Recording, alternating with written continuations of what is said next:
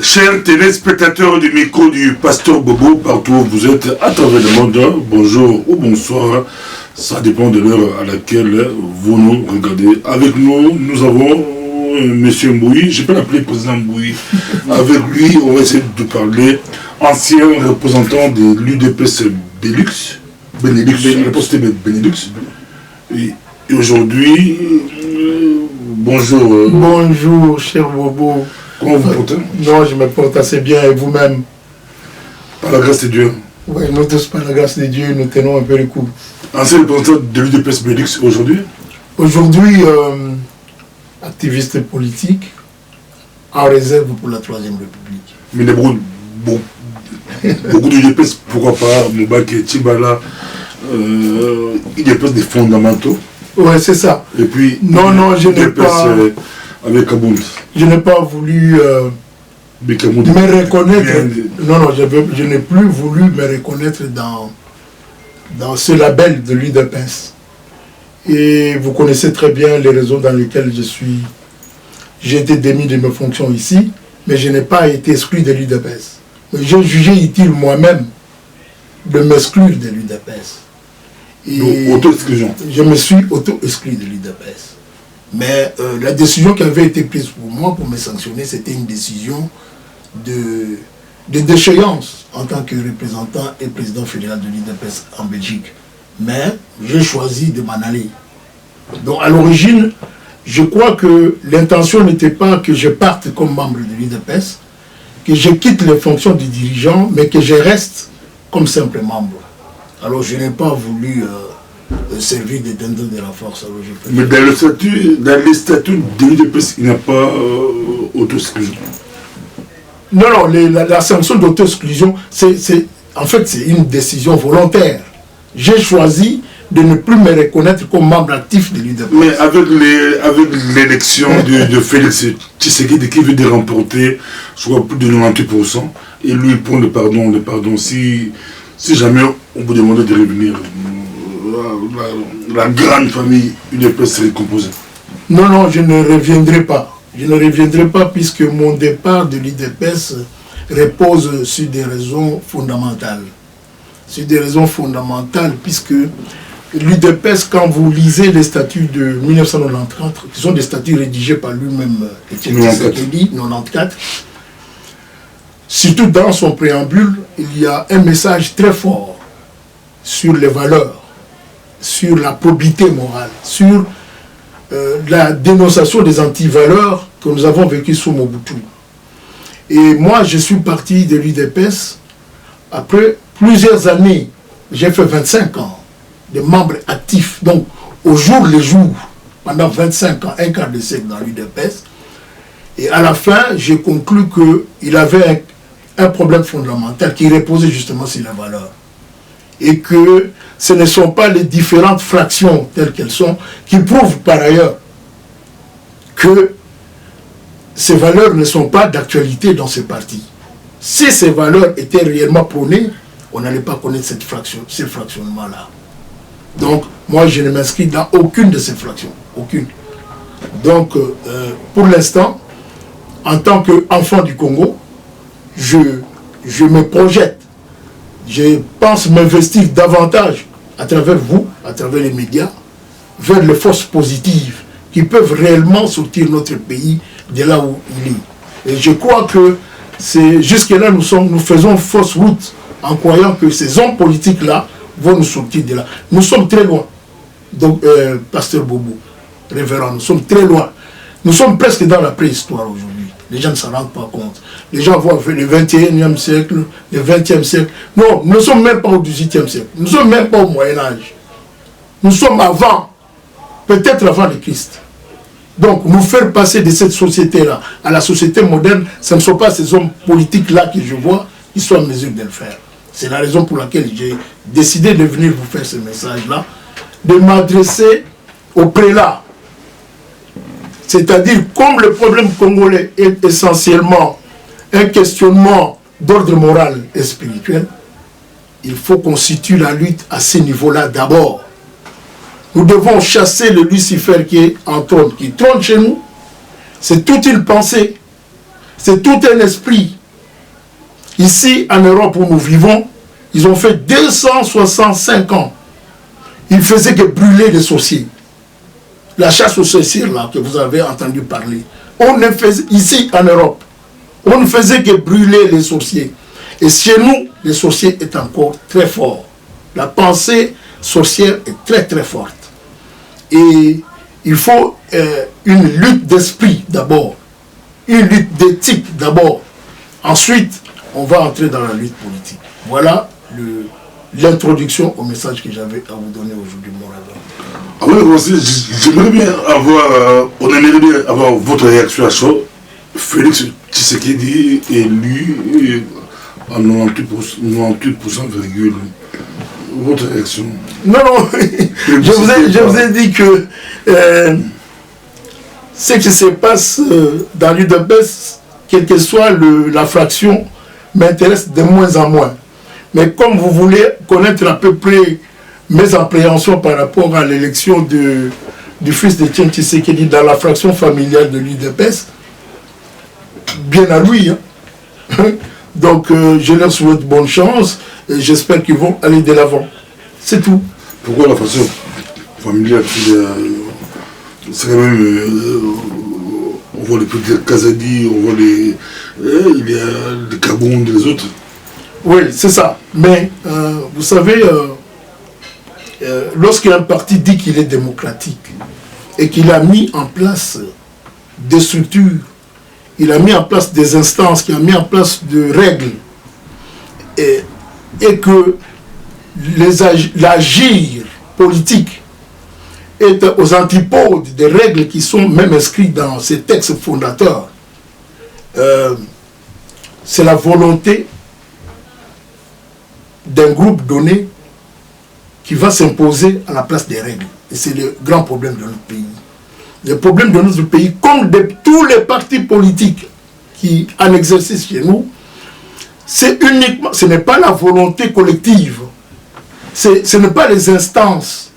Quand vous voyez même Etienne Tshisekedi lui-même, quand il dirigeait ce parti, vers la fin, je crois les 10 dernières années, il n'y avait pas une instance collégiale qui dirigeait l'UDPS.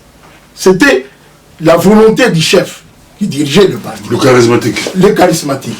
Donc c'est en fait son charisme qui dirigeait le parti. Ce n'était plus les règles qui étaient inscrites dans le... Et la succession même de son fils obéit un peu à cette logique, du pouvoir personnel. Voilà ce que je peux dire. Merci beaucoup, M. Moïse. Ici, c'est rien à cacher, nous sommes avec vous au titre d'apprendre. Mais quels sont les véritables enjeux du moment?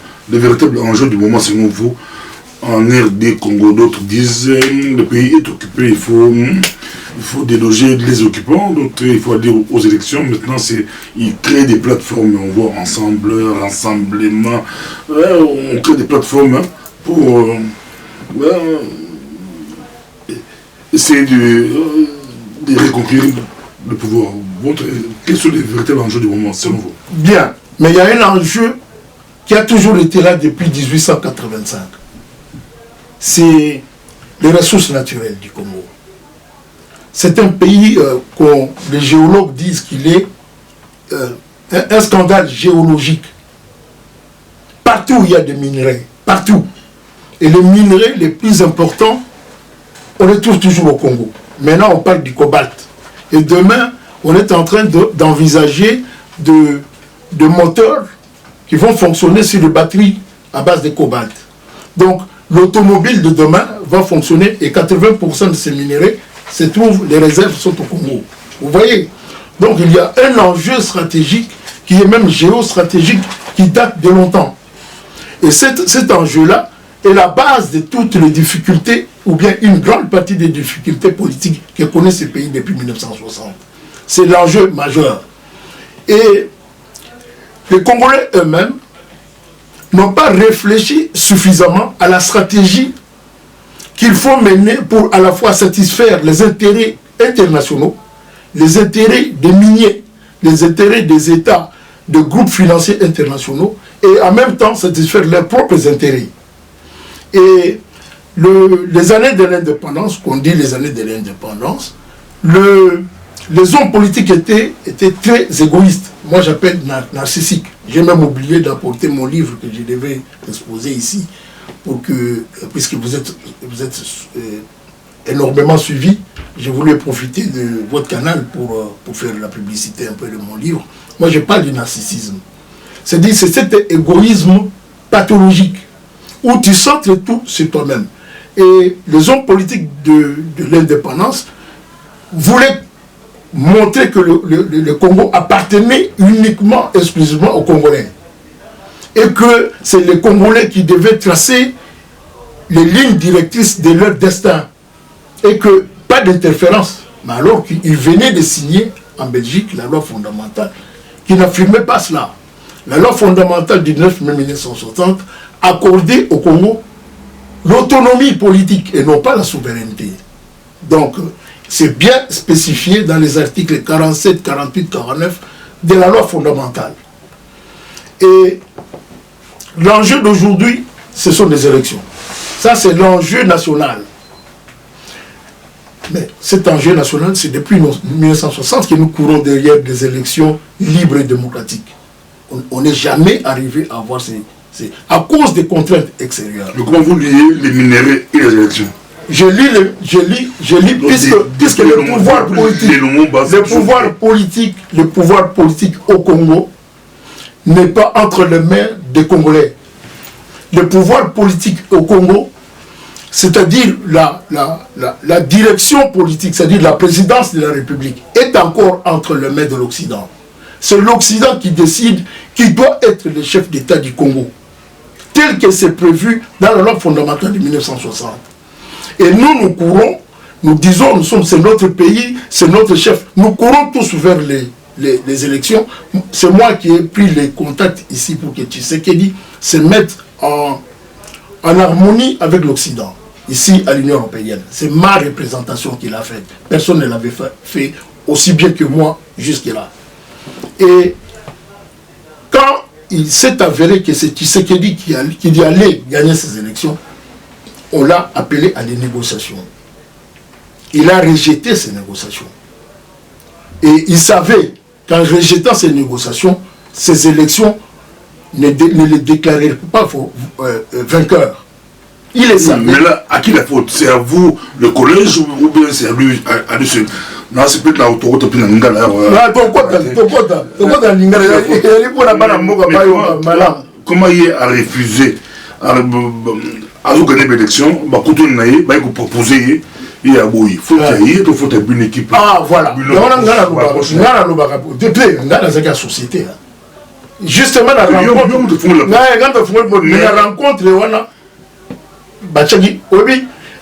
rencontre, d'abord ma perception conseil.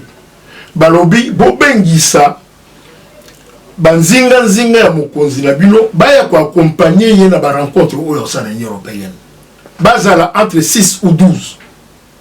Ngai butu na kena awana sûreté pour la kozwa ba prise en charge ba Mobake Jacques Jabani nani mususu moi si chef ya basi nani Lubetu bazaki à peu près 6. Donc il fallait moyen pour Nabaya, il a fait des 12, on n'en avait pas. C'est débrouillé pour la Kinshasa, visa, visa automatiquement, puisque message est outé. Mais je te dis, le président actuel qui vient d'être élu, il a tout fait pour que ça ne marche pas. Mais à l'époque, il non, il était le secrétaire aux relations extérieures. Il a tout fait pour que ça ne marche pas. Batouana babundani kuna tobandi ba contact ya wana président sans que délégation wana ezala. Ba Mobek ba kokoma awa je crois 3 jours ou et comme 4e rendez-vous. Donc c'était très pénible. Et qu'est-ce qu'on voit maintenant dans la délégation? On voit Sami Badibanga qui vient comme ça bristalement diriger la Ami à Félix Ovni. Jamais dans l'assemblée, il dépasse la jamais. Mais la monnaie la rencontre, on a la moto le lobby, il pour la rencontre. On a Félix, Félix a Félix Azoyate a boudé ma réunion. Alors qu'est-ce que j'ai fait? La bengi camarade, il y a vieux, oh, il y a verse dans un vieux Kambi. Il est mort il y a 2 ou 3 ans. Il y a vieux Kambi a eu la réunion. Vieux Kambi a pleuré. Abi, moi je suis avec Etienne Tshisekedi depuis 1967. Maintenant je viens de me rendre compte que effectivement cette fois-ci il va aller au pouvoir. Allez-y.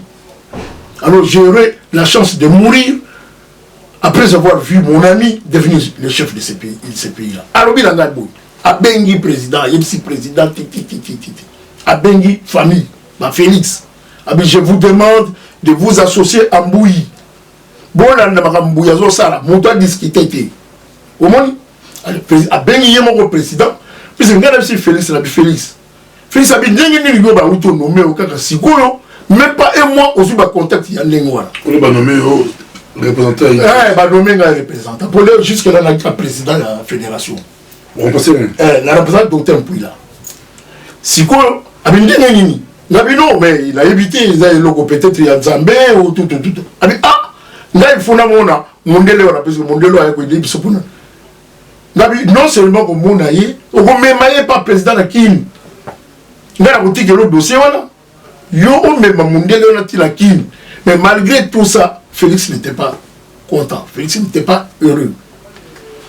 Baboudé, malheureusement, bien pour nous, bâton baillé quand même. Il y a un sur le service d'action extérieure de l'Union européenne. Vous voyez que Félix a hier la garde des corps. Au retour de Moubake, je vais au retour de Jacques même, au retour de la garde des corps pour empêcher la délégation. On a tout constaté. Donc, militant. Militant, cousin de la police, comment il y a j'ai oublié son nom. Azalaki parmi, garçon soit Jean-Pierre. Mais c'est un peu lancé. Moussou Azali, Jean-Pierre, Jean-Pierre, il est aussi costaud comme toi. Moussou Bulldozer. Aïe la Bango. Donc, Ngaï Koutou, cousin de Bango, il est très bien. Na Koutana na appartement ya président, je crois une fois deux fois. Mais ma dans la voiture côté dans la gare. Mon yebi, alobi la babi, toi c'est qui? Allez, mets-toi là-bas. Yebi, na tikala boye, donc nazo tala ye nazo comprendre. Et puis bien sur l'anga il y a Félix et Koutani. C'est quoi Félix ça lié jeune, voilà président Télémi, nazo tala ndenge makambo les oleka. Président Tshisekedi. Présent. À présent. Donc devant l'ascenseur, il y a bâtiment. Et puis, Bamidele Oyo Bazali Koyamba Biso Bazali. Oui, comme ça, il est aussi ici réunion. Donc lui, il veut travailler seulement avec ses enfants et non pas et tous les autres ici. Alors on laisse Kabila là. Balobi Wanate. Soit prêt. On laisse Kabila là. C'est pas tellement non. Est-ce que il le bien tout non, mais un jour on interviewé Bango. On va interviewer Moubake, on va interviewer Jacquemin, on va interviewer l'invité Moussoussou Azalagi, on a trahi la délégation. Alors l'aide Mati n'a pas un service extérieur, mais je vous dis heureusement que Moubake Azalaki. Pour les rois, on qui battu ma carte d'électeur. Ma carte d'électeur. Moubaka a ma carte d'électeur vraie, la carte d'électeur fausse. À la Gessi, il y a l'Union européenne. Pourquoi il y a outil dans le terrain? À ça, il y a des éléments tangibles dans le terrain. Mais bien sûr, il y a des éléments. Les bateaux l'Union européenne va se faire passer des documents. Va se faire passer des documents. Va décider sur place que l'Union européenne a une commission avant les élections, une commission pendant les élections, une commission après les élections. Commission électorale, il y a l'Union européenne et qui est aussi les élections. Et ça l'appelle rapport pour nous bâtir, mais l'élection les a truquées. Là, nous avons un rapport en Anda. Donc, acte il y a dengue wana. Batouana yo sobaki autour du président, c'était pour le père de Félix. Le président, c'était le père de Félix. Qu'est-ce qui peut justifier que il y a la bagarre des corps pour la délégation des quotas? Qu'est-ce qui peut justifier? Est-ce que c'est compréhensible? Ce n'est pas compréhensible. Donc, moi, les alliés, malgré ça, Toketi, Bali Bagabimileti a commis automatiquement président, à Sony Koutuna, na Moubaki. Quand il y a bureau, il y a service d'action, il y a Tozo Bima, Bali Bima déjà la porte, Bali Baga Zongi a quand même dit document Mogoboy, après si Mundelewana, Moubaka Siliki. Ah oui, mais Félix, c'est quel document ça? Félix, c'est quel document ça? Félix, c'est quel document? Félix n'avait pas d'argument à donner. Malgré ça, tu continues na séance à Souka. La séance à Souka, Badi Banga, président, il fallait ça à la conférence. Le président a introduit la conférence. Badi Banga, président, il m'a bamine, il m'a minéré. Badi Banga, lobby. Puis après, tu as boigné, tu as bimi, tu donc, acte où ils allaient qui poser, ils ont là qui ça, acte moko, ils ont là qui ça qui est battu, basé na idée, il y a intérêt collectif, il y a intérêt supérieur, il y a mbokate. Et moi, ça, à partir de là, j'ai commencé à trouver que les choses n'allaient pas dans le bon sens. Dans un ULB, je me rappelle dans ULB, vous avez le président Tshisekedi Omulumba, avant Azon à Congo, avec les élections 2011. C'est ça. Moi, tout le monde qui m'a dit, ULB, la université, face à podium. À ça, discours, on dit, cette fois-ci, c'est bon, cette fois-ci, va décider à besoin de à pouvoir. Est-ce que vous consacrez, vous savez qui vit vérité? Il bloque à Wapi, il bloque à Masolo, il bloque à bloqué au Temso. Aïe, mais demain tout, tout le monde est beaucoup plus venu. Azalina, puissance, il y a pouvoir, Mokozo Salate. L'herbe Zali naye, na zinga. L'herbe Moussou Bozali, Babien Bozali, intimidé pour la contredire. C'est ça. Et yoba ngai na yeko découvrir Etienne Tshisekedi na poto na kuna na Congo na bambula songa na vanda na Kinshasa na fréquentant na ngaité na gina membre ya IDPST na niveau ba parents peut-être ne bazala ki ba yoko na poto ngai na yoko na Kamba ki basa l'air basali discours à Mobutu il y a le 24 avril 1990 si vous avez fumé nzela multipartisme de l'air là ya okota na donc okuta ba mutu bakibasa ba bango nyonso tout na yeba pe bango pour bango ya awa régulièrement la mission donc kolobate biso neto mimiye te et tu sais que azaki mutu mo na une très forte personnalité aki mutu moko oebi les 5 ans ou les je sais pas Etienne Tshisekedi a été le principal collaborateur de Mobutu. C'est le pilier du système politique de Mobutu. C'est lui qui a été l'un des rédacteurs, il y a un texte originaux, il y a un père. Donc il a vécu avec Mobutu au moins pendant 5 ans, il y a une acquaintance politique très forte. Dit-leur Bayeko Bomaba étudiant en Ovanium. Le 4 juin 1969, mais jusque-là, Bazaki vraiment très. Mais il faut voir que Bazaki déjà ensemble, dans le collège, il y a secrétaire généraux, commissaire généraux, en 1960. Bazaki déjà ensemble. Donc c'était une vieille amitié. Donc il avait cette expérience. Il y a dictature. Donc lui s'est positionné par rapport à cette expérience-là. Que nous, on n'a jamais eu. Donc, radicalisme, et où déjà, l'air bambagi na Mobutu, la dictature, n'a pas acquaintance au bazaki la bango na mindele. Je crois qu'au départ, parce que l'air Mobutu a eu pouvoir, à Salagi meeting le 23 décembre 1965, le stade Tata Raphaël. Vous voyez, Mobutu a gardé le pouvoir pendant 5 ans. Et puis, à raison, c'est là civil. Je crois que c'était ça le deal. Donc, les civils, là, je crois que c'était lui. Donc, on voit qu'il peut participer à coup d'État. Ah oui. Ah oui. Ah oui. Tu vois, tu as il y a gouvernement, il y a 65, et ça dit anciens, commissaires généraux. La plupart, c'est commissaires généraux, ne pas aller dans le gouvernement. Donc, je crois que l'expérience malheureuse qu'il a connue avec Mobutu a fait qu'il s'est radicalisé.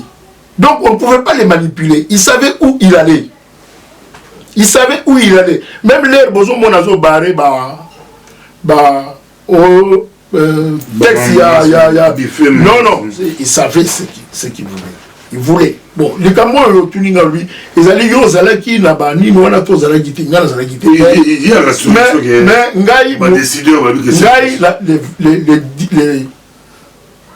le 18 novembre 2013, na Kinshasa. Nous avons des contacts mingi awa na niveau de l'Union européenne, na niveau de la monarchie belge, na niveau de la France. Nous avons des contacts surtout na solo na batu ba pesinga ba recommandation. Na bien fait na na vie. Les na wutika kana Quai d'Orsay na France. Na libanda na téléphoner vie. Na ebisiye voilà, bah comme ça boye mais il faut na ya kuna na yebisa yo yango et vive voir. Na ye awa na préparé rapport na ngai bien. Ba leki onyo sozo na ba Richard wana nyo surtout ba sangisa na la sala na poto. Ba sangisa 50 €, ba zangi ba tout soko 22. Ba bivier. Ba ta parti, ba via parti ay depes. Zo mongo futa ticket kenya na Kinshasa, kutana na vie, biso toujours mon clarté. Solo la na ye oya ko perception rapport. Ozoka. Na zui avion, trésorier na biso. Il y a fédération. Abi ngai pe na ko congé na musala. Na ngai il faut accompagner vie. Na bino il n'y a pas de problème. Yem ta gérer ko bambo ngona nyonso tout. Et puis place aux amis logés, camarades na ye. Ba yebana na ye, des places aux amis logés. Yena nga tu okuta na vie. Les 13 via uto kuta na mutia Monisco. Moto Monisco abimi. Allez, ayambi biso. To konti, to solo na vie, to kamati rapport na biso to pesi. To solo, to bimi. To bimi, to ça à peu près 3 heures. To bimi makambo ya likambo liboso albi na biso albi. Il y a makambo Italie, Jacquemin. A vous avez payé Jacquemin, $300 000.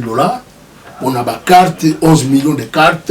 Bambon, on a mon éclairté, tout. Gabriel Abina est président. Bissop est aux $400 000 pour la campagne.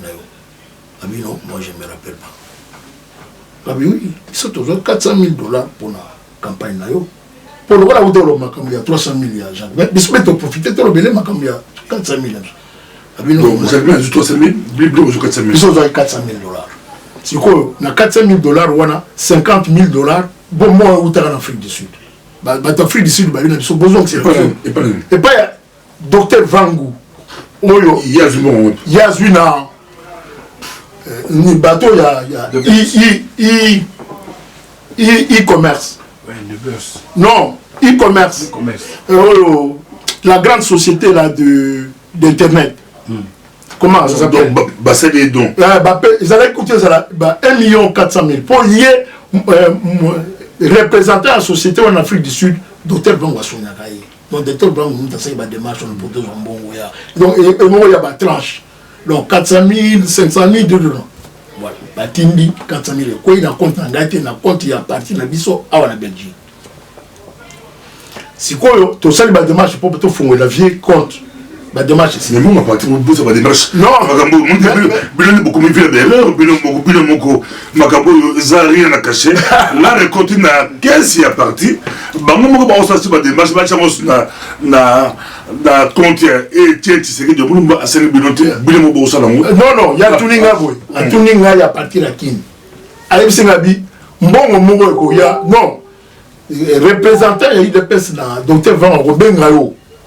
Pour aller biso likambu soit benga biso likambu benga ngai ça y bisanga que likambu ngazani et l'équipe à jour a benga lisusu est-ce que docteur Vanga bidon dans la bengate mais ni ti siko na bengote mais en attendant que bambongo ngoya mais bruit déjà circulé que non mbongo c'est mbongo moko yi ya des baisse bato bayebi kutu place c'est-à-dire mo yebi ndenge nini makambo tambola na kata groupe na biso sikoyo en attendant que mbongo ya président ye moko pe aye na Belgique omoni sikoyo ndela ye na Belgique atuninga mbongo ngabi abi vanga benga bino vanga benga te ti docteur vanga pa benga ngai abino pesa na numéro à compte na bino na Belgique la pesa numéro à compte tout abi bon bambongo mo ko ya na kuna na compte président pour la campagne naie donc ce que moi naie on retransférer ngai $50,000 awa pour to somba mutuka pour la campagne naie tout ça bien il y a pas de problème mais entre temps bon voyez mais avant ba mongo ya ngala bengi na ki leur mbongo na yete na le président que bango bengi ngai bambongo ezali tout ça na oneni abila ngalobi est-ce que ko fumula na contre poto OK Narabi, non. Ah, on a pas pour la fouiller dans compte. Il faut aller sur place. Bamona, identité naïe, à exhiber, tout pour faire la compte pour y Ah, mais bon, qu'est-ce qu'on va faire maintenant? Nabi, non, on va proposer. Pour on a fait dans la Liège. Là, on va proposer, maman Martha, ça la compte, dans Bruxelles. Est-ce que tu vas faire ça en attendant la compte, maman Martha? Il a proposé. Ngaï t'a proposé. Ah, mais là, attends, on va lui poser la question. Ok? Nazeli na téléphone ti batini mutu apini maman matiti malo le président lui a dit bon ça va on va faire comme ça donc bon tu fais comme ça tiens on a compte de maman mat tu vois donc je l'ai dit publiquement que c'est moi qui ai pris l'initiative de proposer au président de mettre cet argent donc j'en assume la responsabilité si quoi ti président yokoma si quoi le président yokoma bon on a le comité. C'est comme le Babeng un peu partout. Babeng c'est l'Allemagne. Donc, si vous voulez le bon voyez, trésorier de Soakara, Robert Massangana, agent c'est ABC, Robert Massangana, que Bambongo, Moko Zalia, tout, Robert ABC Félix. Si quoi le bateau, Toyo Solonga, non, voilà ma commune, tout, faut tomber ça dans le compte, il y a ma maman. Na Bengi, président en Allemagne, na Bengi, représentant en Allemagne, a passé un président. Président Bilanga Lobi fait comme on s'était convenu. Moi, l'air mbongoye. Si quoi, na bengi moi na Roger. Après ça un numéro il y a compte. Il y a maman Marthe. Après ça un numéro mais elle s'est trompée sur les chiffres. Au moni. Alors, bon, na quelle agence pour la to virango banquiers ont ça les cartes. Abino non mais ça ne passe pas. Abino non ça ne passe pas. Mais bon, il y a 50 000 d'Afrique du Sud est passé. Ils ont mis. Si quoi, situation est tout fou. Mais les gens sont organisés bien. Le président il y a quand même un cortège. Il y a un motard. Alors, ils ont convenu dans la sûreté que le contact surtout président il y a les Rwanda accompagner na sûreté belge. Il y a un contact sur place au Kende. Tout.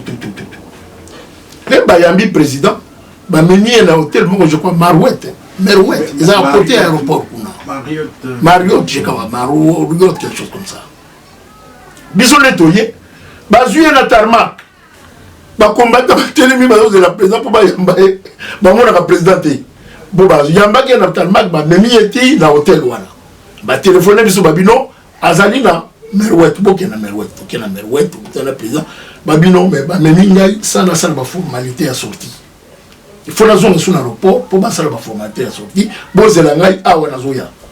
Oui, mais c'est la président, place la président, il y a le soutien. Au non, président, a son appartement. Mais alors, il y a des choses là. Oui, il y a contact pour il y a tongo. Pour le café, le croissant, tout là, hôtel, tout salle, tout loué salle, pour le président, tout partager. Oh non, président. Mission, tout ça qui là-bas, s'il était pour le président, il était foiré. Alors, c'est quoi la banquier pour la présenter des excuses dans le service de sûreté belge. Pour ne pas yoga na bango, n'andenge makambo salami, et ça n'enge wanate. Si vous avez un téléphone et sonné, dans la sûreté, dans un téléphone, dans le président de ton tu es où? Non, je suis à la sûreté. Pourquoi? Qu'est-ce que tu fais là-bas? Sinon, je vais présenter mes excuses pour un programme, tout ça il fallait pas me tout, mais baby, donc on a présenter des excuses. Bon, je n'étais pas sur Roger. Dans une mois, on a un téléphone. Mais bon, on a l'équipe n'a compte. Nabi me dit, quel est le numéro de compte que tu m'avais donné? Allez, c'est quoi? Attends, il y a une erreur. Le numéro que tu m'as donné, ce n'est pas celui-là. Donc maintenant, je dois aller sur la route de la sûreté, n'est pas banquier, va corriger. L'accueil, va corriger, mon côté. Et il y a quelques jours, nous tous sommes à Kinshasa. Il y a $10 000. Comment on a bon, un jour, il y a un website. Abinga papa n'a camarade à Tshisekedi. Kabambaï, comme on a dit, Kabambaï. Alors, la Kenya pas Moubake pour faire sa contribution dans la campagne à président. Moubake a lobby dans la campagne pas na yo. Yo n'a discuté koututé na ya na pesa yo. La bon, abi bon.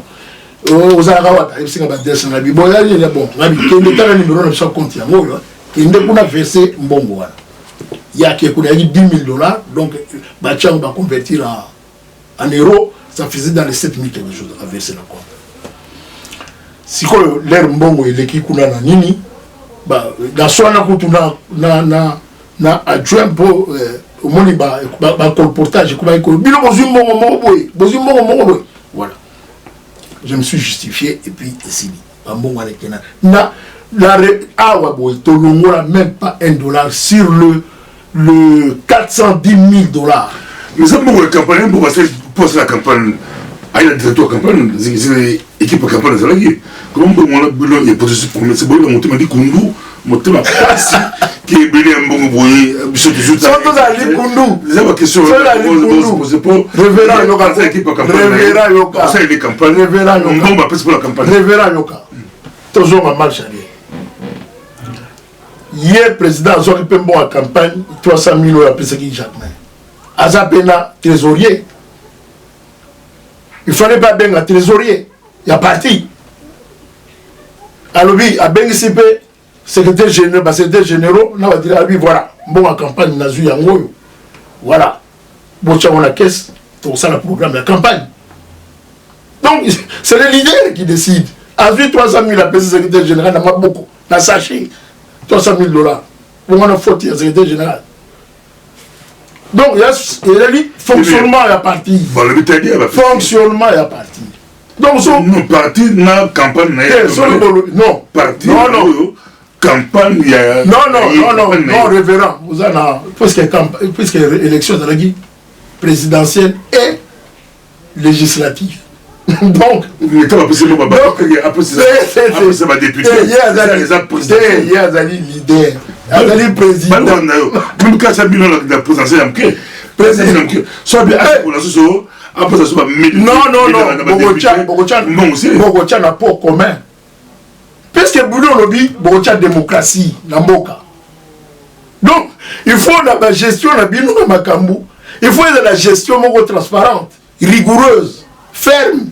Bon, la gisate, l'air Bogozomboka na Maboko, et Gozala, l'isséquité, et Gozala Boulamatagi. Oh, bah, parents ne sont pas benga. Donc, bah, comment on a Boula Matadi, à Zongi la Moussala na Boula Matadi. Vous comprenez? Donc, vous êtes leader, bilo qu'on négligé à ta moukété. On négligé à ta moukété. Donc, là, la lobagi avec le président, Maman Marthe, ça n'a compte. Ah, non, ça ne concerne pas Maman Marthe. C'est une affaire du parti. Si tu ne sais pas m'ouvrir un compte là, tu gardes cet argent-là. Quand je serai là, on verra ce qu'on va faire. Donc, je peux aussi. Je peux aussi retourner. Par exemple, après, si on comprend, aux hommes de parti, il y a des propositions. Compliqué. Non, pas du tout. Pas du tout. Jésus azalaki na Jean na Pierre. Lagi apôtre. Nazalaki apôtre, notre bissayo révérend. Mais Jean a abandonné Jésus ou abandonné. Ah, mais on a abandonné. Maman Marthe, il a signé le document. La signature, là, c'est Kassalou. Ce n'est pas Tshisekedi. Il y a des ballons, là, il y a des ballons, au sein de l'exclusion. Ballons, là, il y a Moussala. Oui, pour ton de la Likamboana. Avant, ballons, il y a une demande d'explication. Tiens, mon internet. Surtout s'expliquer. Elle s'expliquer. Si vous avez comment la carte il y a demande d'explication. Vous avez 400 000 T. Pour problème est bandit, l'air dans la salle interview na Bongos. Bongos a commis titre à lobby. Maman Marthe doit expliquer la destination de 400 000 $. Alors que ce n'est pas ce que moi j'avais dit, tout dit. Na lobby na Bongos n'est pas lobby là awa. Mais oui, journaliste a dit bah mon titre de et a dit na ngai jamais qu'on rejeter responsabilité na muto batu mususu. Donc moi j'assume mais ça passe mon art des toilettes émission Félix a on a fait dans ndako à mon mais bah des affaires à mon titre bah le logo on a dit c'est pas grave mais à l'époque mais bah on a cadre parti bah yebi que oui ngai ko na yipso bobo sans fausse modestie ndenge nazali a on a li banda lingomba quelque part bah regret zali. Je vous dis très franchement quelque part bah regret zali. Leur Bassalina demande d'explication, puisque les Cambozali, leur bongo ça tient titre, et ça les bruit, il doit partir. Famille Vandi, Balobi, donc dans la soirée, là, Jacques Tshisekedi. Jacques Tshisekedi, la famille a décidé, tu dois mettre un pas de côté. Puisque tu as justifié, avant bon, est-ce que tu peux faire une émission où tu me dis, tu dis ce que tu viens de me dire là? Moi, tu as aussi l'émission, mais il y a des médias qui ont envergure par exemple. Si leur demande d'explication, je crois 72 heures. Il peut répondre à l'internet. Félix a eu dossier. Quelle est la commission de discipline y a parti? Commission de discipline, on a basé sur 30. Travailler là. Félix a un dossier pour pas sanctionner ngai a petit dossier bah tu as commission de discipline babi yo petit ndela biso réponse bon rappelle la PC une réponse tindela biso réponse ou natindi internet ba yambi ba gérer ba siéger ba décider que nazali blanchi de tout grief il faut nazala repris na ba fonctionner ngai ozomona mais na bengi sur Félix pour na yebisaye que la route de la décision, il y a commission de discipline, il libre. Il y a un même dossier. Si vous commission est PSI, suite, non, vous doit seulement. Non signé par le président, s'il vous plaît. Donc, on a imité une signature, malheureusement, c'est apparu, le nom de Maman Marthe est apparu clairement là-dessus. Donc, donc, l'herbe qui va la procès contre Tshisekedi. Nous allons bosser à ce qui est un procès Zangaï. Le quoi les alliés faux, on a porté plainte contre inconnu, puisque c'est un document, on a dit, dans ma tête c'était comme ça. Et puis après, on a vendu. Un problème politique, amener ça dans des instances judiciaires, ça ne vaut vraiment pas la peine. Ce qui compte, c'est l'état d'esprit. Comme la famille a siégé, a décidé que Mbouy doit mettre un pas à côté, je peux faire tout ce que je peux faire. Politiquement, ça ne changera rien. Autant na vananangai na tika biloko wana.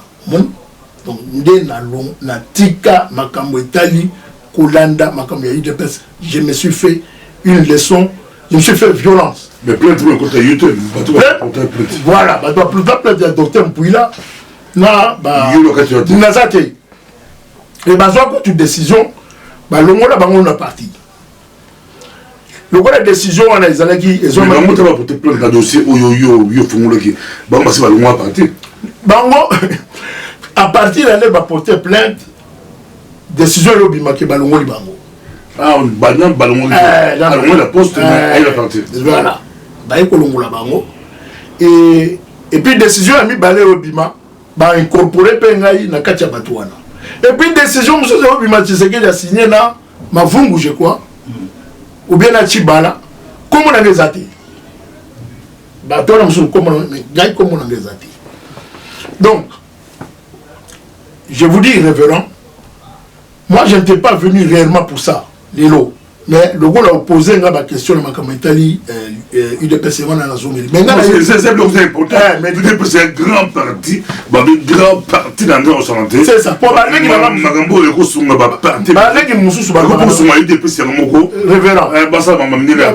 Donc, il y a un lobby, acte on a proposé, et ça acte mon pour na epesa bana ya vieux na famille la bango intelligence.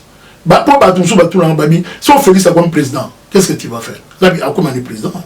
Vous ne verrez pas Mbouyi aller solliciter d'être qui que ce soit dans un gouvernement dirigé par Chilombo. Je ne le ferai jamais. À sa reconnaissant, Félix a sa reconnaissant, à Lukayo, service Bongo, Baro propose quelque chose. Non. Non. Non. Non. Dès là, la candidature, c'est que, excusez-moi, on a tiré la leçon, on a tiré depuis 60. Depuis, les politiciens sont surtout Yakala. Au monde, il y a Kabouani na Lingomba, mais il y a Bakate. Il y a le secrétaire général de Liboso et IDPS, comme on a le docteur Adrien Pongo. Adrien Pongo, il y a un porteur de bon Moui. Il a dit, viens seul, ne viens avec personne. Il y a un docteur Pongo. Mais vous sentez que ces messieurs-là ont beaucoup de choses sur le cœur. Mais ils n'osent pas les dire. Mais comment les descendants, les générations suivantes vont tirer les leçons de l'histoire? Ils vont répéter les mêmes fautes. Puisque les anciens ne disent rien. Et on a dit non, moi je ne me tairai pas. Je ne me tairai pas. Puisque les Landa, tirer les leçons, sanctionner ils disent, puisque Bobo c'est rare chez les Congolais. Azwa n'a pas 410 000, Azwa même pas $1 pour lui. Et je ne travaille pas en Belgique. Je ne travaille pas en Belgique. Toujours vivre de la cotisation. Mais voilà Bobo pour la cotisation, il y a campagne. Mais il n'y a aucune fédération de l'UDPS, je donne ma main à couper, où ils ont organisé autant que la fédération de Belgique. Autant. Les secrétaires généraux n'y ont pas l'UDPS. Beaucoup de politique.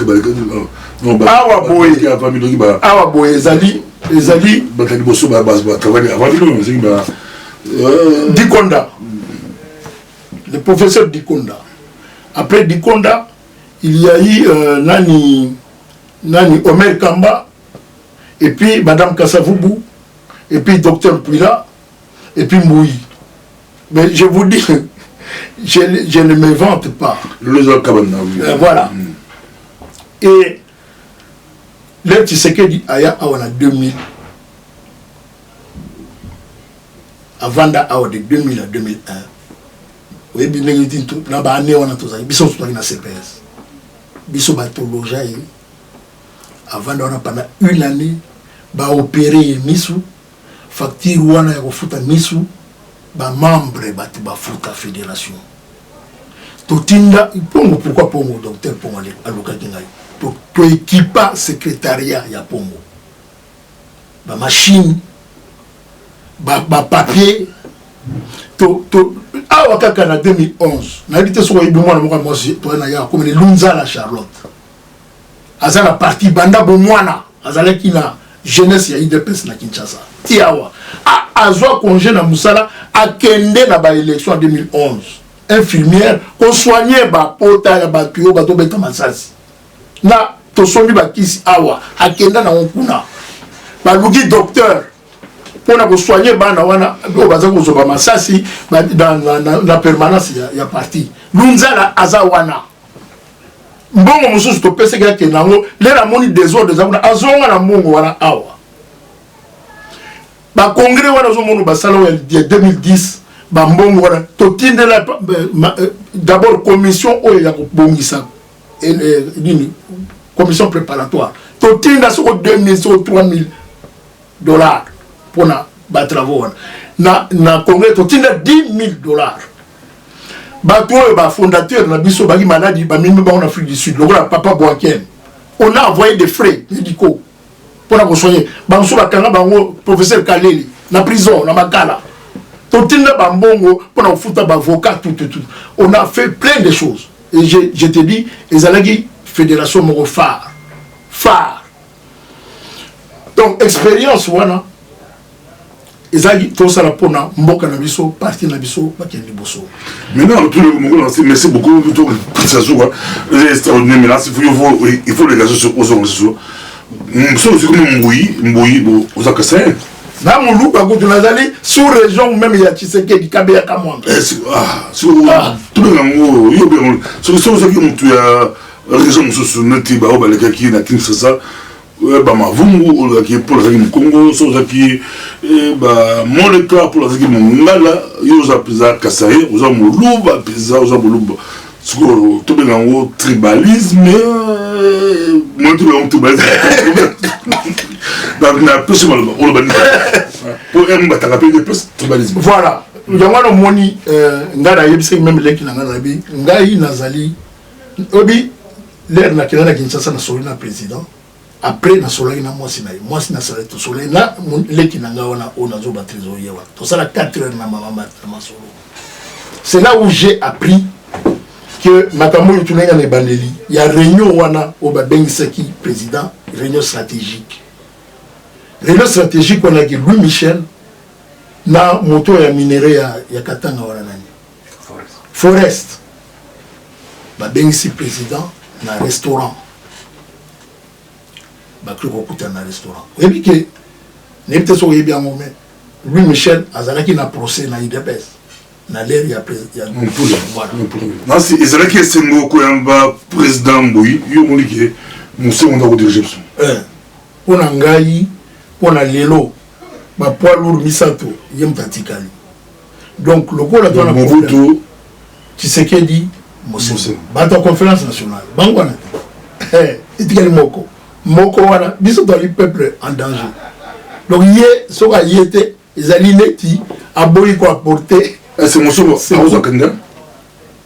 il remplit toutes les conditions à opposer pourquoi pas biso to senga na Vatican tosenga na Vatican tokotambola biso to bano tambola kaka na Bruxelles awa tosenga prochainement tosola sur mon candidat tobandalango prochainement mais tozonga sur tabuke chapitre IDPS babeza nengi pour comprendre koyeba bato bakambi grand parti ba l'expérience ba mabele balaki ba compagnon ya Etienne Tshisekedi Wambuluma de tout le monde prochainement ezalaki président président Mboui monsieur Mboui de tout le monde prochainement merci merci.